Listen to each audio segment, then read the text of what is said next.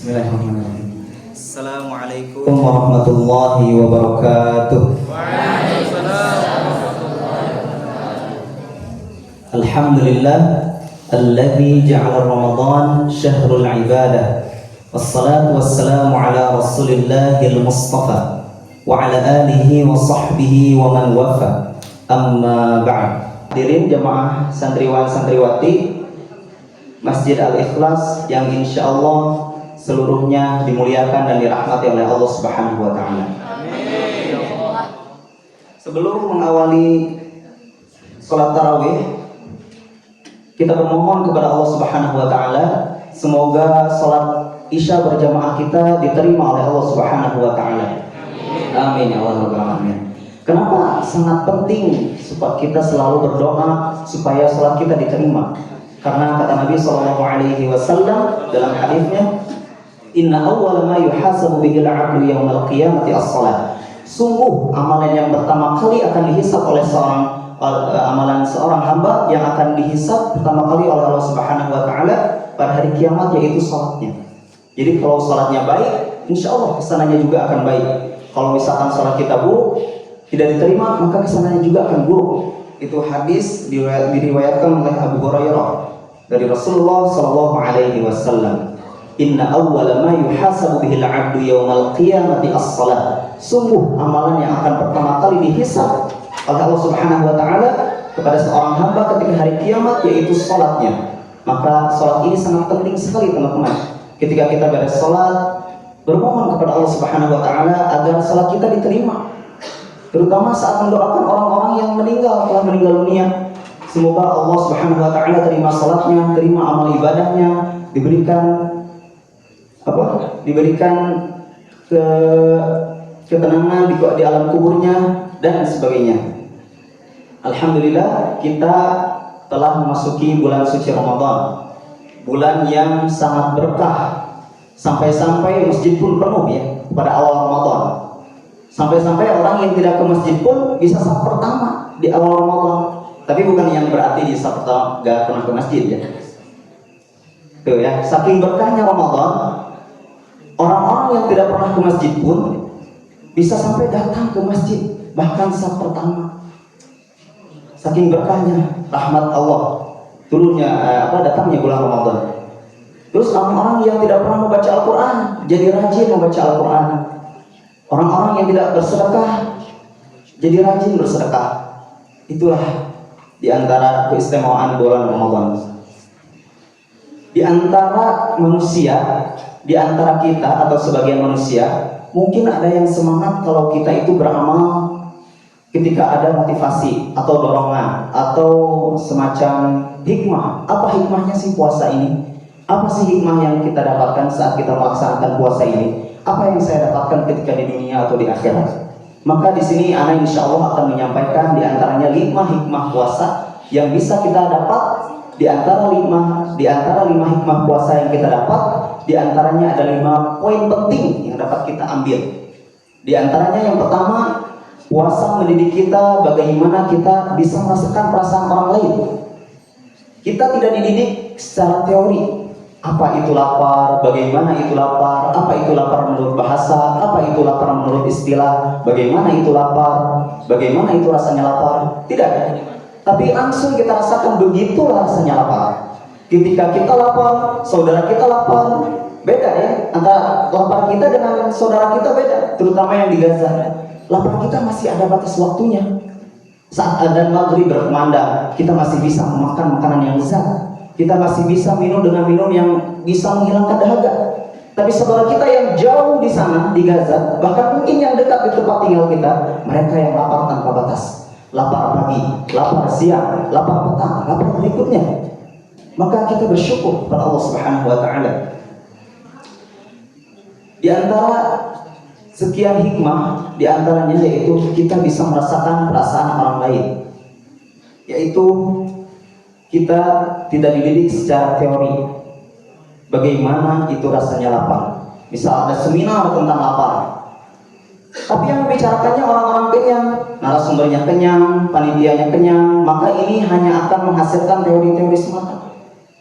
Kita tidak didik secara teori. maka ini hanya akan menghasilkan teori-teori semata. Kita tidak didik secara teori apa itu lapar, apa itu lapar menurut bahasa, bagaimana itu lapar, bagaimana itu bagaimana itu rasanya lapar, tapi langsung kita rasakan, begitulah rasanya lapar. Kemudian yang kedua, puasa mendidik kita bagaimana kita konsisten dengan waktu. Saat azan berkumandang, sudah waktu fajar terbit, azan berkumandang, wakulu makanlah, washrabu minumlah, hatta yatabayyana lakum al-khaytul abyadu minal khaytil aswadi minal fajr, sampai terbit fajar. Kalau misalkan ada orang terlambat, kemudian dia makan pada saat waktu terbitnya fajar, kemudian dia ingin tambah misalnya puasanya itu jadi sampai isya misalnya puasanya, maka ini tidak bisa ya. Karena waktu puasa ini sudah ditetapkan oleh Allah Subhanahu wa taala, sudah ditentukan oleh Allah Subhanahu wa taala hanya pada awal Ramadan sampai akhir Ramadan, tidak lebih dari 29 hari, tidak kurang dari 30 hari. Harinya tertentu di Quran surah Al-Baqarah ayat 187, ayyam ma'dudat, ayat 184, ayyam ma'dudat, batas waktu yang telah ditetapkan, ditentukan oleh siapa? Oleh Allah Subhanahu wa taala. Jadi tidak bisa kita sembarangan asal puasa di waktu lain. Maka Ramadan ini, puasa ini di antara hikmahnya membuat kita menjadi disiplin dan dalam menjalankan ibadah. Bukan hanya puasa, bukan hanya pada saat berbuka puasa, bukan hanya pada saat sahur, tapi ketika sholat kita harus disiplin, menjadi muslim yang lebih disiplin. Di antara tekad kita juga kan menjadi muslim yang disiplin. Nah, ini di antara hikmah puasa, menjadi muslim yang disiplin. Kemudian di antara hikmah puasa yang ketiga yaitu puasa mendidik kita penuh dengan kesabaran. Jadi bulan ini dipenuhi dengan kesabaran.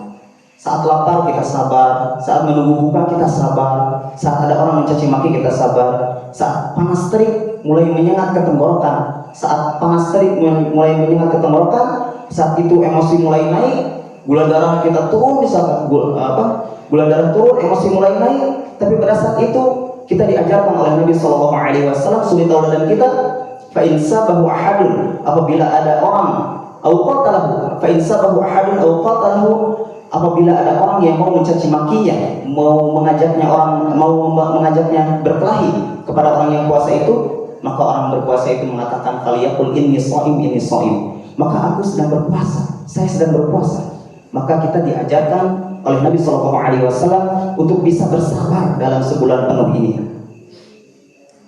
Apabila orang yang dalam keadaan lapar saja mampu menahan emosi, mampu mengontrol dirinya, maka bagaimana dengan orang-orang yang kenyang, suasana hatinya tenang? Maka kita amat sangat dididik dalam sebulan puasa Ramadan penuh ini. Kemudian yang keempat, kita diajarkan bagaimana orang-orang beriman itu bisa melawan hawa nafsunya.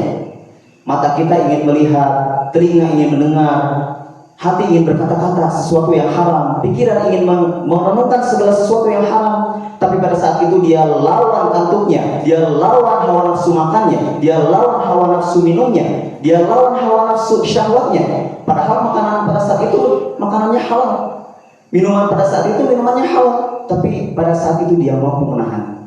Kalau orang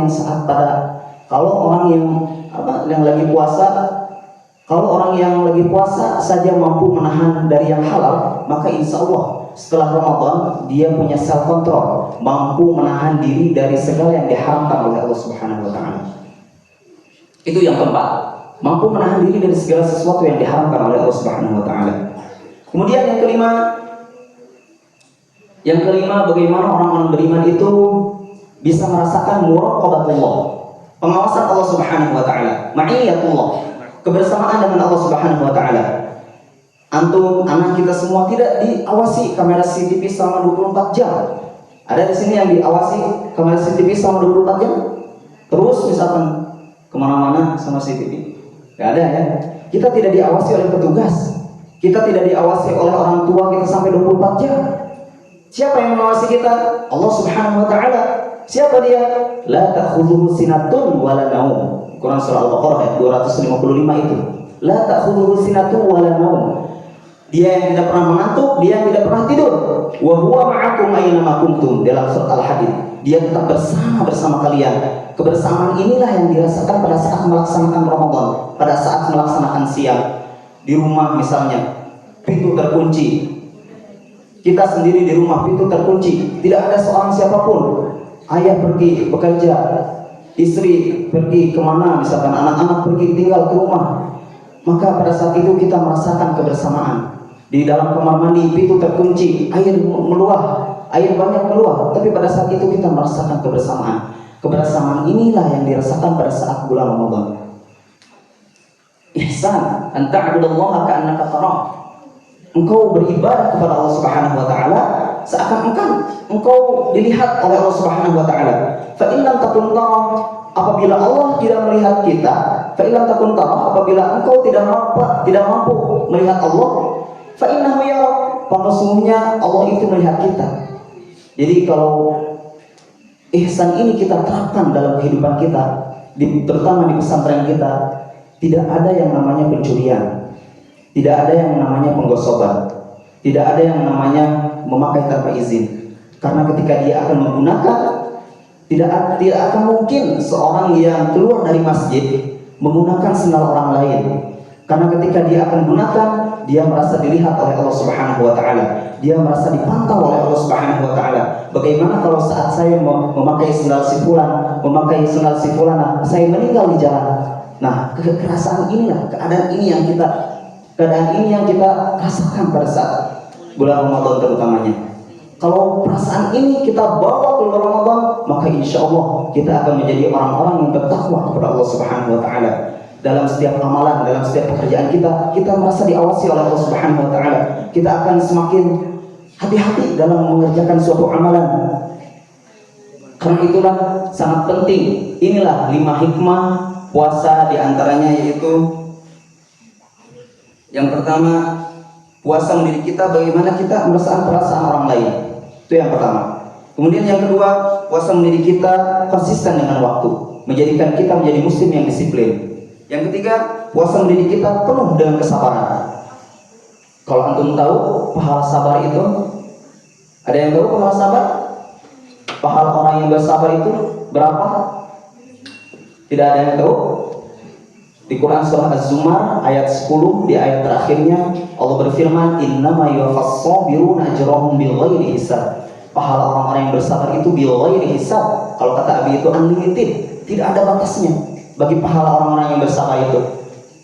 Di dunia dia mendapatkan ketenangan karena bersabar. Kalau antum paham dengan ajaran Islam ini, ada di Riyadhus Shalihin di antara hadisnya, sangat beruntung orang-orang Islam itu, sangat beruntung orang-orang beriman itu. Kenapa dia beruntung? Karena ketika dia mendapatkan nikmat, dia bersyukur. Quran surah ke-14 Ibrahim di ayat ke-7, wa idz ta'adzana rabbukum la in syakartum la azidannakum. Apabila kalian bersyukur, maka aku akan tambahkan nikmat kepada kalian. Wala in kafartum, apabila kalian kafar, ingkar kepada nikmat Allah, inna adzabi lasyadid.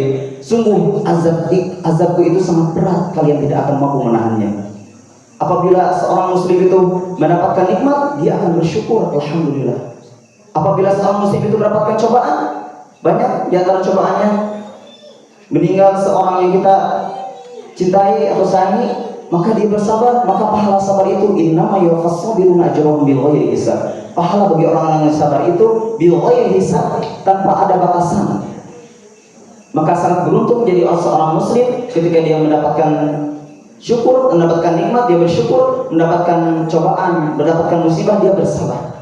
Karena dalam suatu hadis juga ada yang mengatakan, kata Nabi SAW, man yuridillahu bihi khairan yusibhu min. Barang siapa yang Allah kehendaki baginya kebaikan, maka Allah akan memberikannya cobaan, musibah. Kemudian puasa mendidik kita penuh dengan kesabaran. Yang keempat, puasa mendidik kita bagaimana orang-orang beriman itu bisa melawan hawa nafsunya. Bisa melawan hawa nafsunya ketika bulan Ramadan. Bisa melawan kantuknya, bisa melawan syahwatnya, bisa melawan hawa nafsu makannya, hawa nafsu minumnya. Padahal makanannya kenyang, makanannya halal, minumannya halal, istrinya pun halal, tapi pada saat itu dia mampu menahan. Kalau pada yang halal-halal saja dia mampu menahan, maka insya Allah pada yang haram-haram dia mampu menahannya, punya self control. Kemudian yang kelima, puasa mendidik kita supaya kita merasakan bersama dengan Allah. Rasakan saat ini bahwa Allah itu memantau kita, Allah itu melihat hati kita. Inna Allah la yanzuru ajsamikum wala ila ajsamikum wala ila suwarikum. Allah tidak melihat rupa tubuh kita, tapi Allah melihat hati kita, melihat isi hati kita. Benar gak nih orang-orang yang mau sholat tarawih ini? Benar gak niatnya karena Allah? Allah itu melihat hati kita. Maka renungkan. Nggak melihat dari penampilan kita, apakah kita pakai gamis, pakai peci, tidak melihat. Walaupun benar kita disuruh untuk menghadap Allah dengan cara berpakaian yang rapi, tapi sesungguhnya hati kita itu yang paling sangat penting. Karena kalau hati kita ini sudah baik, insya Allah keseluruhnya akan baik. Ala wahyal qalbu, itulah hati. Jadi itulah diantara hikmah puasa yang dapat kita petik, yang dapat kita ambil, setidaknya ada 5. Semoga bermanfaat.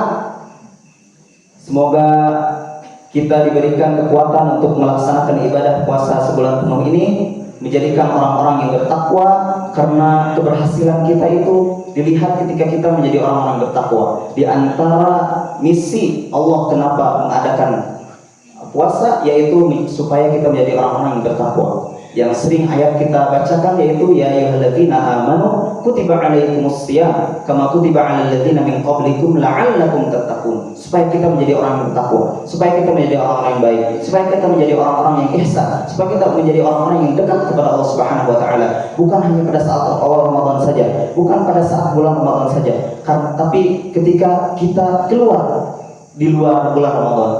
Semoga amalan-amalan kita diterima oleh Allah Subhanahu wa taala dan diberikan pahala yang terbaik di sisi Allah Subhanahu wa taala. Semoga bermanfaat. Sekian yang bisa Ana sampaikan. Syukran ala ihtimamikum wa la'afu minkum. Wassalamualaikum warahmatullahi wabarakatuh.